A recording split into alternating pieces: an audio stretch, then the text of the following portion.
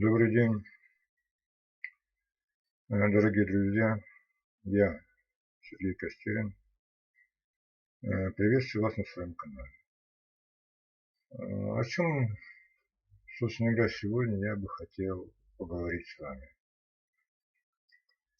Сегодня я хочу записать ролик такого общего характера, где я изложу основные цели всего того, что я хочу донести до вас. Вы знаете, друзья, наверное, смотря на эту нашу жизнь, каждый из нас не раз задавался вопросом, к чему это все вокруг происходящее? В чем смысл всего того, что происходит с нами? И есть ли он этот смысл? И откуда мы пришли? Откуда мы взялись на этой земле? И почему мы умираем? И вообще, куда мы деемся после нашей смерти? И, конечно, встает вопрос о том, есть ли Бог или нет Бога. Я не буду сегодня вдаваться в подробности. Скажу только, что я занимаюсь этим вопросом уже около 30 лет. Я первое, что решил, когда это еще было 30 лет назад, я выяснил, есть ли Бог.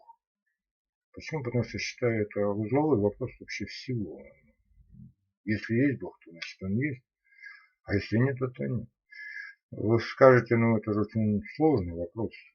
На самом деле, друзья, не так это все сложно, как кажется в первый раз. Знаете, если Господь Бог есть, то значит мы созданы для определенной какой-то цели. И Бог тоже имеет к нам какие-то определенные требования. Ему что-то от нас надо.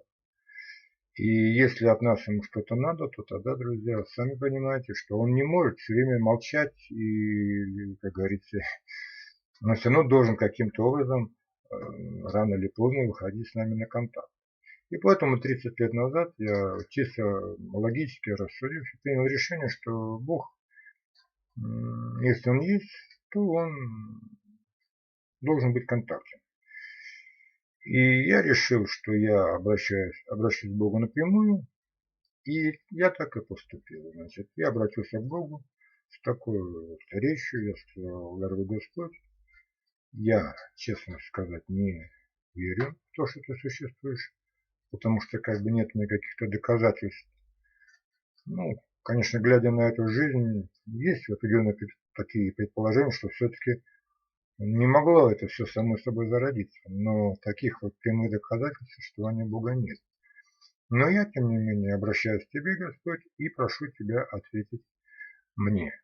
Каким-то образом дать мне понять, дать мне знак, что Ты есть. Если Ты ответишь, то тогда я стану человеком верующим, и всю жизнь буду уже жить как верующий и исповедовать имя Твое. Вот. Если же ты мне не ответишь, что я как жил неверующий, так и буду жить, и, значит, буду жить атеистом. Но у меня есть к тебе, значит, говорю, Господь, одно условие. Если ты мне не ответишь, и я проживу всю жизнь атеистом, но потом, после моей смерти, все-таки выяснится, что ты есть, то тогда я прошу тебя, ты меня не суди на страшном суде, который описан в Библии, потому что я обращался к тебе, и ты сам оставил меня неведением. Вот такую вот речь я, значит, предъявил Богу.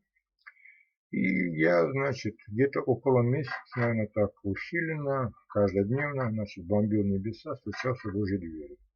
И через месяц я, значит, получил ответ от Бога. И вот уже в 30 лет я глубоко верующий человек.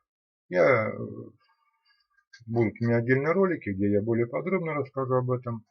Вот. А сейчас я просто так, скажем, набросок делаю.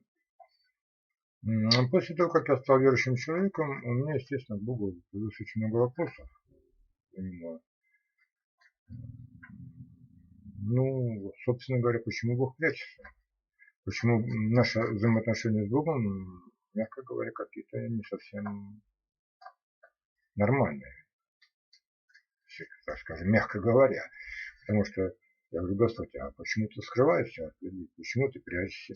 Почему ты не вмешиваешься, там, не спасаешь нас, когда люди, сколько людей погибает, войны, там, значит, глады, землетрясения, Господи. А почему ты все это допускаешь? И с чем это связано? Вот. И, значит, задавая Богу эти вопросы, я в конечном счете стал как бы получать ответы. Значит, друзья, все казалось э, вполне понятным, если получить ответ от Бога. Просто наша Земля, она имеет конкретное свое предназначение, и мы тоже, значит, конкретно не просто так рождаемся на этой планете.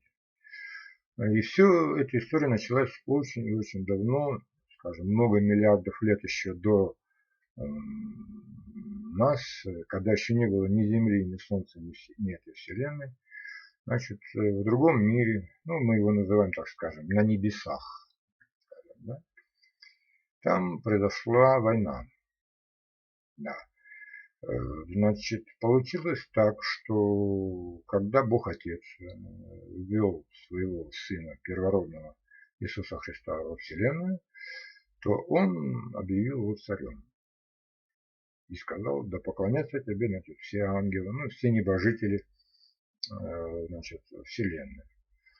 Но, значит, получилось так, что не все ангелы подчинились Богу. Подчинились, вот, скажем, Иисусу Христу, и произошло восстание.